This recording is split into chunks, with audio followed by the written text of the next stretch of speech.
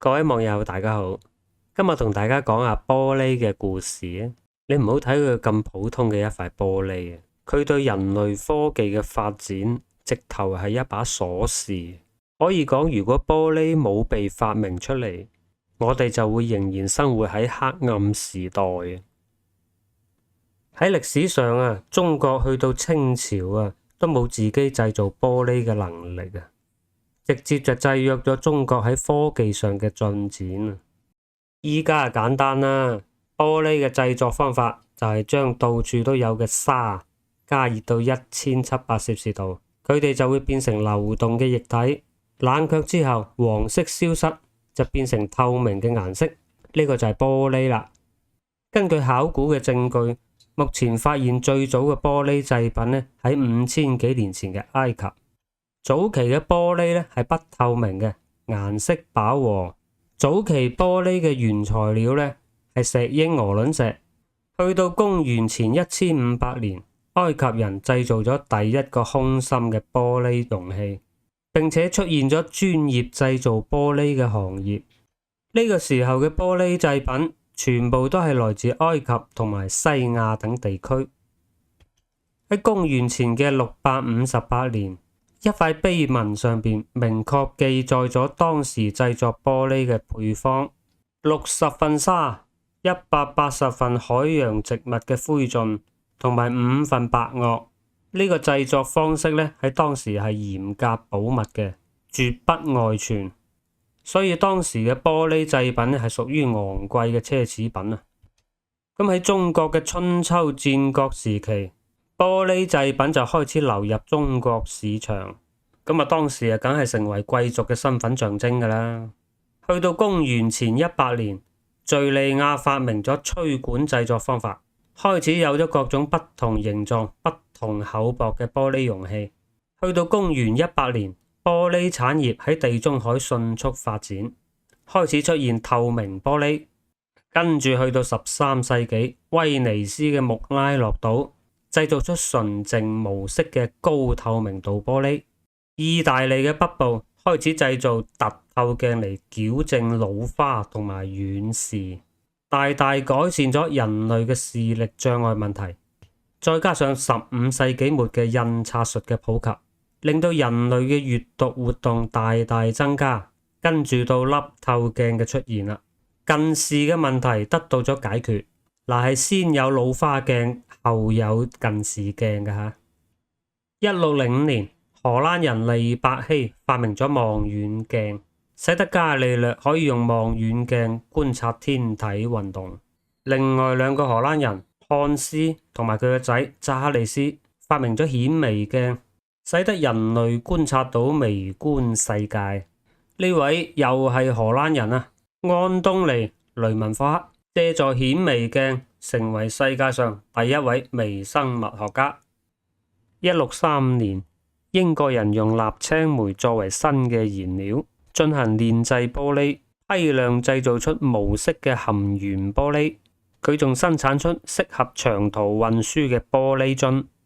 16、17世紀，平板玻璃、拋光玻璃、鍍銀嘅鏡相繼出現，玻璃被廣泛應用到建築、日常生活器具、天文科研器材。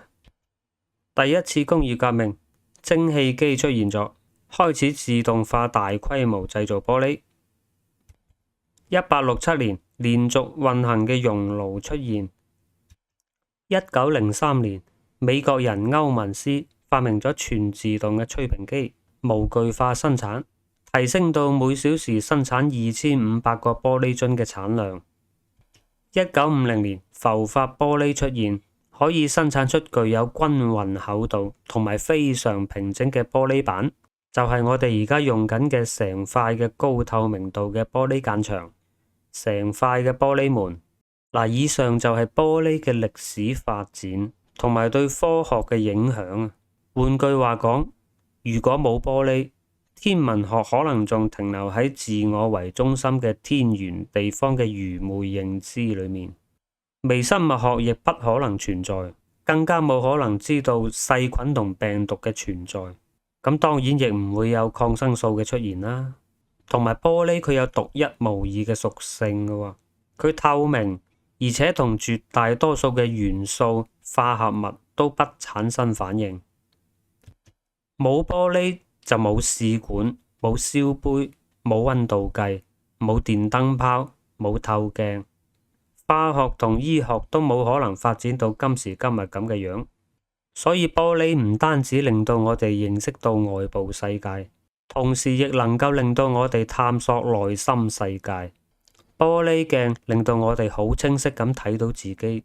被稱為光線大師嘅荷蘭畫家倫勃朗就係通過玻璃鏡觀察自己，練習自畫像，令到佢嘅光線表現技術爐火純青啊。而同時期嘅東亞人只能透過蒙查查嘅銅鏡顧影自憐。咁點解古代嘅東亞人冇製造出玻璃呢？我覺得係儒家文化思想禁錮，乜都喺古籍記載，祖傳秘方，使得人們缺乏對物質本源嘅探索精神同埋理性思維。當你提出新嘅創新想法嘅時候，就會得到駁斥。唔得，從來都未見過嘅，出咗事係咪你負責先？你係都要堅持係嘛？得，你立軍令狀啦，不成功你就係欺君之罪，要殺頭。你違背祖宗遺訓，大逆不道，咁邊個夠膽去向前去嘗試啊？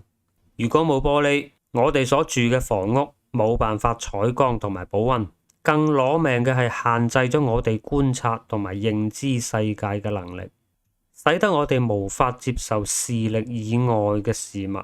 睇唔見嘅嘢就係不存在嘅。你同我講細菌感染，我根本就唔知你噏乜。